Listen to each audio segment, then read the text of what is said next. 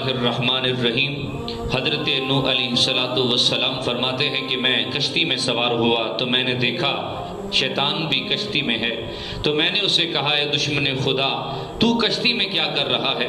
اس نے کہا کہ میں آپ کے دوستوں کے دلوں میں وسوسے ڈالنے آیا ہوں تاکہ ان کے جسم تو آپ کے ساتھ ہوں لیکن ان کے دل میرے ساتھ ہوں۔ تو آپ نے فرمایا اے اللہ کے دشمن اس کشتی سے اتر جا۔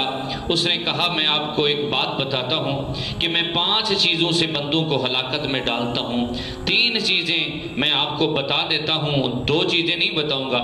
اسی وقت اللہ کی طرف سے وحی آئی اے نوح علیہ السلام اسے کہیے کہ 3 چیزوں کی ہمیں حاجت نہیں ہے، وہ 2 چیزیں بتا دو۔ اس نے کہا پہلی چیز حسد ہے جس کی وجہ سے میں ہلاک ہوا اور مردود ہوا، اس کے ذریعے میں بندوں کو ہلاکت میں ڈالتا ہوں۔ اور دوسری چیز حرص ہے جس کی وجہ سے آدم علیہ السلام نے وہ بھی پھل کھا لیا جو اللہ تعالیٰ نے جنت میں جس سے منع کیا ہوا تھا۔ تو یہ حسد اور حرص کی وجہ سے میں بندوں کو ہلاکت میں ڈالتا ہوں۔ تو دوسری ایک اور روایت میں آتا ہے کہ حضرت یحییٰ علیہ السلام نے بھی ایک بار شیطان سے پوچھا، شیطان کے پاس چند پھندے دیکھے جس سے لوگوں کو وہ قابو کرتا تھا، تو اللہ کے نبی نے پوچھا کیا میرے لیے بھی کوئی ایسی چیز ہے جس سے تو مجھے قابو کر لیتا ہے؟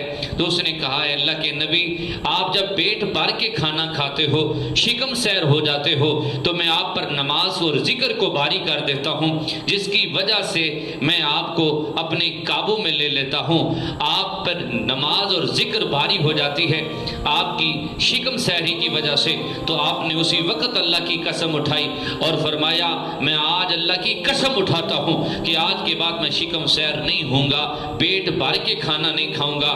تو اس نے بھی شیطان نے بھی قسم اٹھائی کہ اللہ کی قسم ہے آج کے بعد میں کسی کو نصیحت بھی نہیں کروں گا۔ اسی طرح ایک اور نبی کے بارے میں روایت آتی ہے کہ انہوں نے بھی شیطان سے پوچھا کہ اے شیطان تو کس طرح بندے کو اپنی لپیٹ میں لے لیتا ہے؟ کون سی چیز ہے جس کی وجہ سے تو اپنی گرفت میں لے لیتا ہے اور تیرا جادو بندے پہ چل جاتا ہے؟ اس نے کہا جب بندہ غصے میں ہو اور بندہ شہوت میں ہو تو میں اسے اپنی لپیٹ میں لے لیتا ہوں، اور یہاں تک کہ جب بندہ غصے میں ہوتا ہے میں اس طرح اسے گھماتا ہوں جیسا بچے گیند کو گھماتے ہیں۔ یہ انبیاء کا شیطان کے ساتھ مکالمہ تھا جس میں یہ واضح ہوتا ہے کہ شیطان کے پاس بڑے اعلیٰ جات ہیں جس کے ذریعے وہ بندے کو اپنی گرفت میں لیتا ہے۔ اللہ تعالیٰ شیطان کے ہر اعلیٰ کار سے ہمیں بچنے کی توفیق عطا فرمائے۔ وما علینا الا البلاغ المبین۔